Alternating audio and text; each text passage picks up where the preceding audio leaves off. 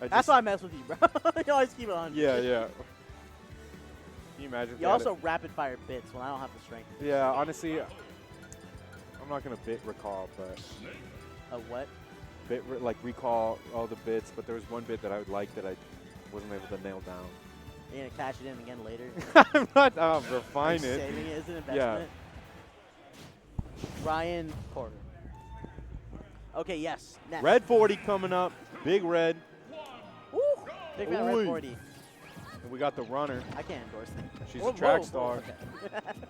Yo, isn't this one of Snake's bad matchups? Yes. Yes. Snake versus both the Psychic kids is not the greatest. This just in. Snake hates kids. Yeah. Okay. It's one thing for like to run the bit. It's another when the stream runner's also like, where the line though? He's right. Boom. Kicked in the mouth. Make it back to stage. You're not. Pretty There we go. fast. That's going to be kind of the answer when you're playing Snake in this matchup. It's going to be just trying to find the specific spots where they can't go for down B. Yeah. Because down B can inhale a lot of stuff that Snake wants to throw out. So it's kind of like, all right, where am I okay with giving my opponent some HP, Yeah. but it holds my game plan and my position, versus when should I be like pulling back and just trying to find a new way for Ness to approach me. I think one of the warping parts about it too is that the absorb heals so much off Snake's things. Yes. Like a lot of other characters, they only heal a couple percent. Snake's healing you for like 15, 20 sometimes. So you just have to be very aware of when you're using those explosives.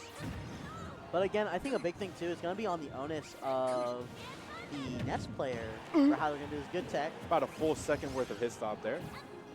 I think when it comes to this matchup, it becomes harder for Snake when you are trained for it, you know? And I have a feeling, just by the way that this is kind of playing out, that a lot of the positioning and where you want to be getting these absorbs are they're not showing up. Yeah. So it's kind of on, like, I feel like I'm watching KORU play very fundamental Ness and not anti-Snake Ness. Yeah, I agree with that. I think the absorb also gets less value when you're behind.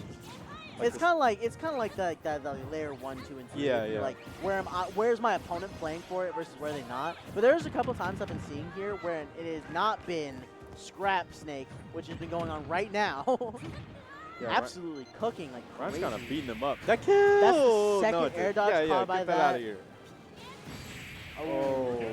Yep. And Ness is kind of a sitting duck when he's out there charging his little laser beam thing.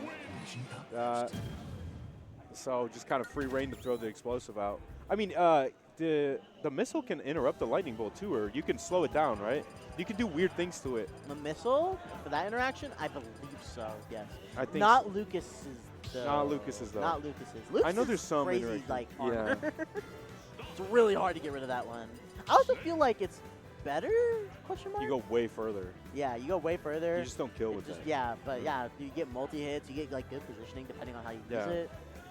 I think the one thing Snake's got going for him in this matchup is Ness has big moves. Snake also has large normals.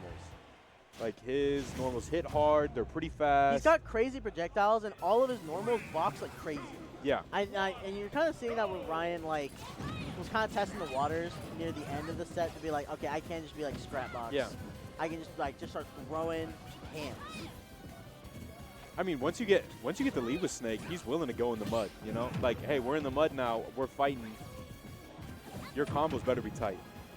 What's that military training? What's the what? Like CQC or something like oh that? yeah. Oh, knee. I mean, you're putting the setting of Snake Eater 3, like, you gotta have that. Such a good game, by the way. Oh. Another down smash.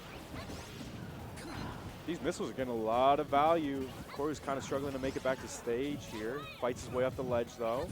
Ness fair from ledge, classic. Both these characters have kind of exploitable recoveries, but it's easier said than done. Ness can spend a lot of time up in the air. Down air, super fast option to cover the jump. Oh, and there's that interaction we were talking about earlier. He's caught him, and then it caused the missile to explode. He used too high percent to make it back. Pro to 50 in the blink of an eye, too. Now Okay. up to 70.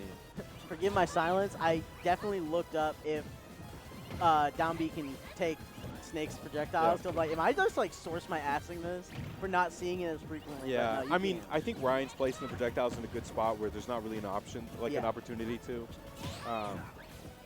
Now fishing for that up tilt. I mean, at this percent, it probably kills on this stage too. Oh, saves him. Gives him another joint on life.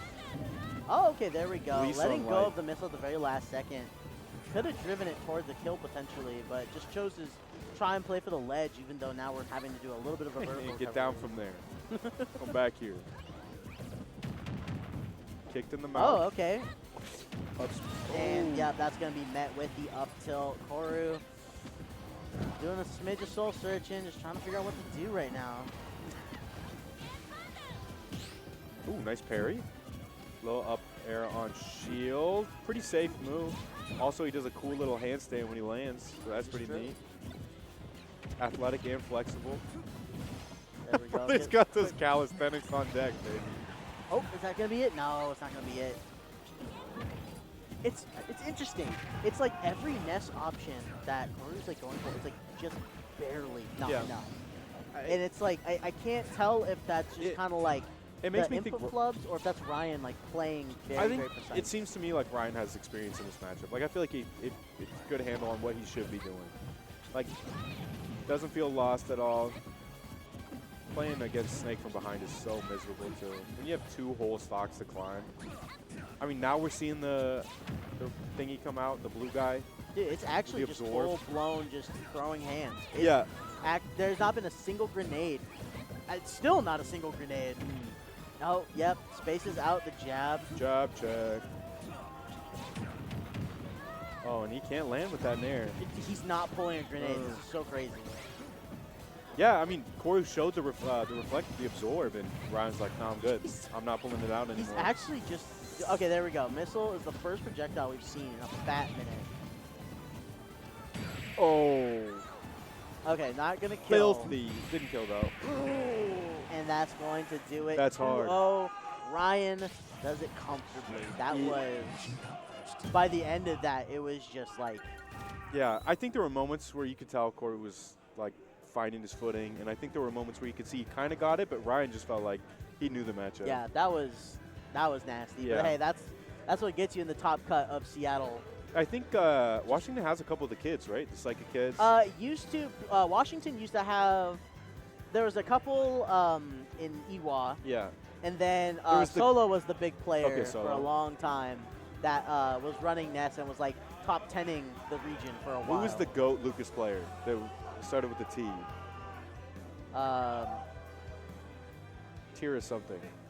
That one, I don't remember. Are you talking about Spencer? No, no, no. Oh, okay. Known for his up smash usage. Not right now, not right now. Okay. That was Lucas, by the way.